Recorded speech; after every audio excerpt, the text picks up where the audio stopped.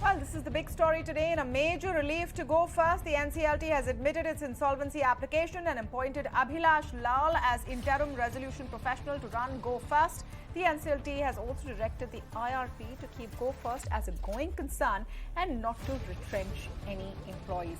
Let's first get more details from my colleague Samir Dikshit, who filed this report earlier today.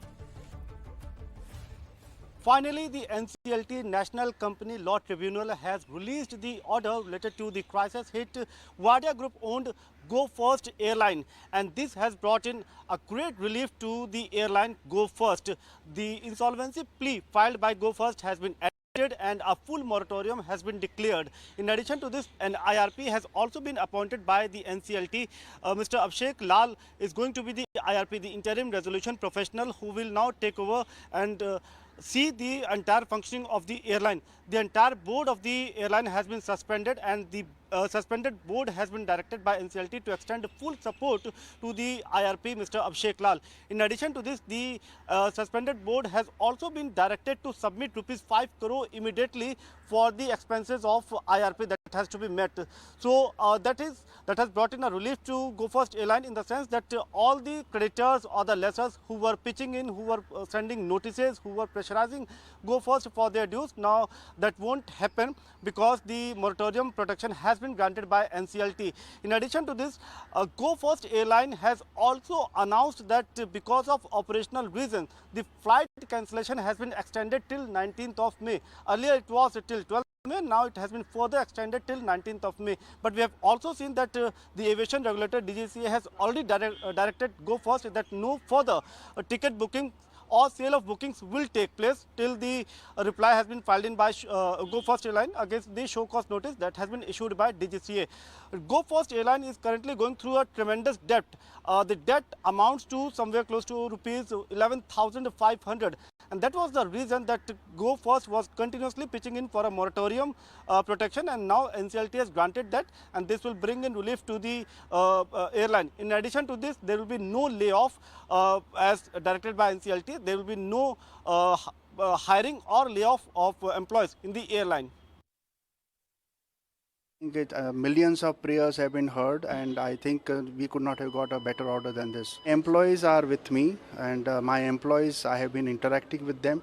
I will have an opportunity to meet them today or tomorrow, subject to when I reach. And I'm sure they are all excited. I've got many messages from employees that they are very happy that this admission is already there.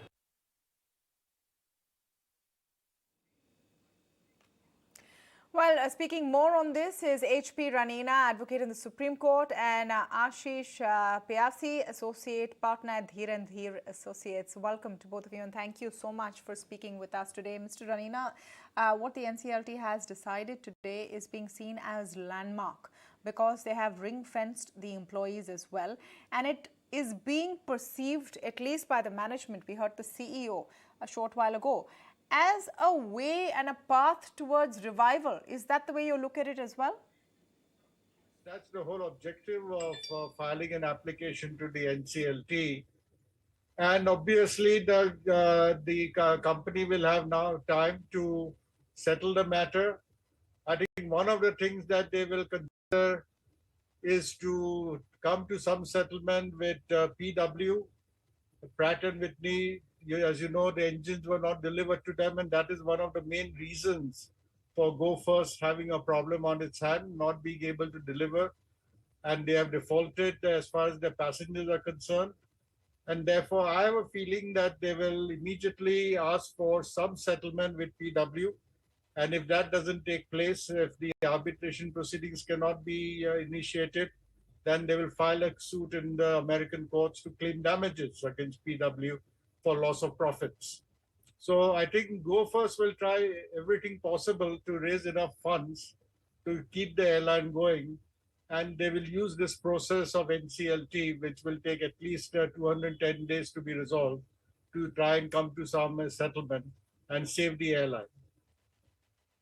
As I understand it, Mr. Ranina, does the same management and set of promoters now have a chance to claim a stake again? Aren't they out of the running once the insolvency process is underway? No, they will not be in charge of the management to the extent possible, but they will try to resolve the matter.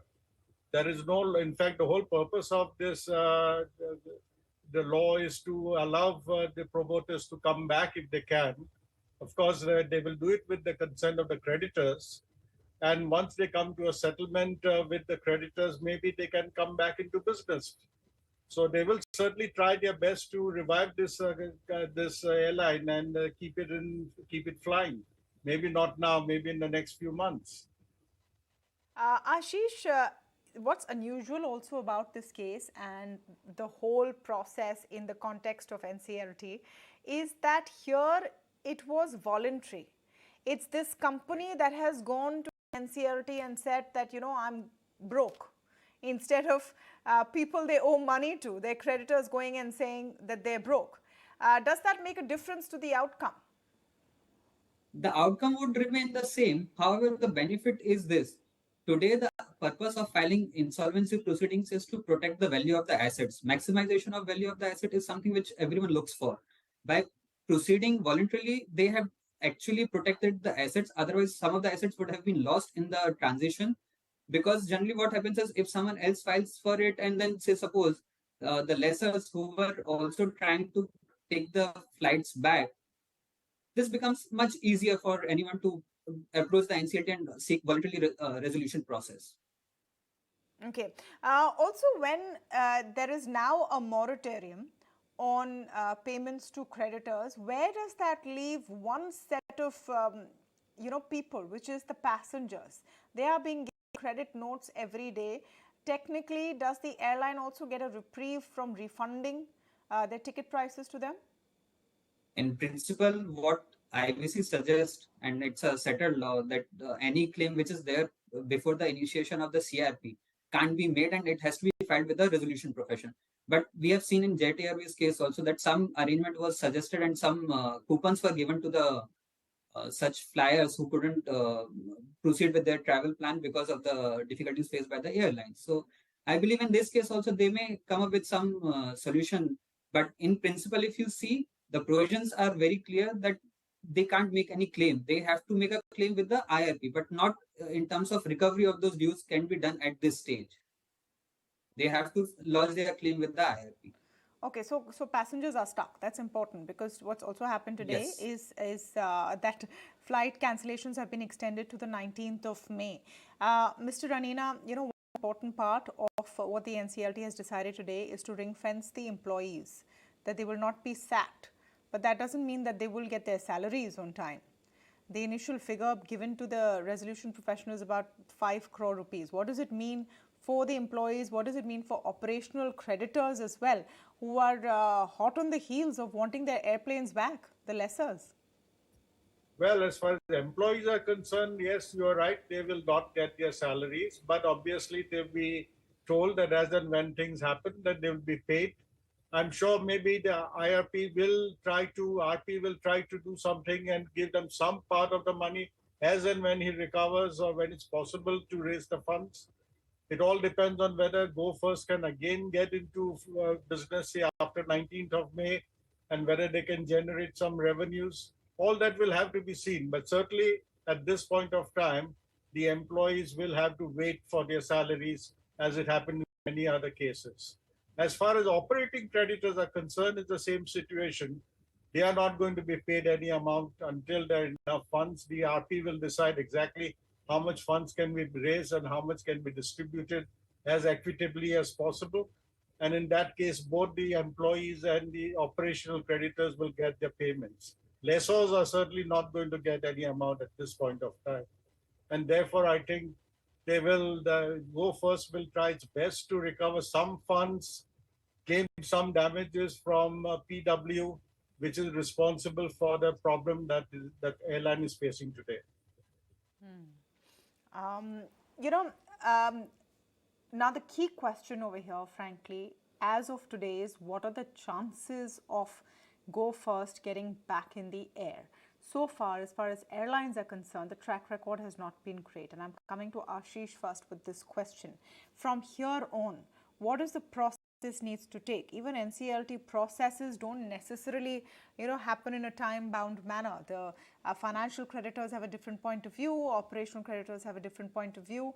We have a situation like Jet, where there is a buyer and there is still a problem going on. It's in limbo for the last year and a half or so. So in your view, what are the chances of Go First actually getting its act back together? If I have to say, today Go Air is in a better situation in comparison to Jet Airways. In fact, if you recollect, Jet Airways was in a bad shape. And in fact, they were not having any operations also when the petition got admitted against them. It was filed by a financial creditor. Today, Go Air is in a better shape, I would say. Of course, they have their own challenges, but then if the lenders come together and they also have some experience of Jet Airways. So I believe most of the creditors, the law is also settled on this aspect. And we have also seen what all challenges were faced by the all the stakeholders, not just the creditors or the company, but all the stakeholders, if I have to say. They have their own set of experiences by looking at the case of Jet Airways. So today, if Go Air is, if there's some cooperation from all the stakeholders, I'm sure that there is a good possibility that Go Air will be able to come back to operations much faster than Jet Airways.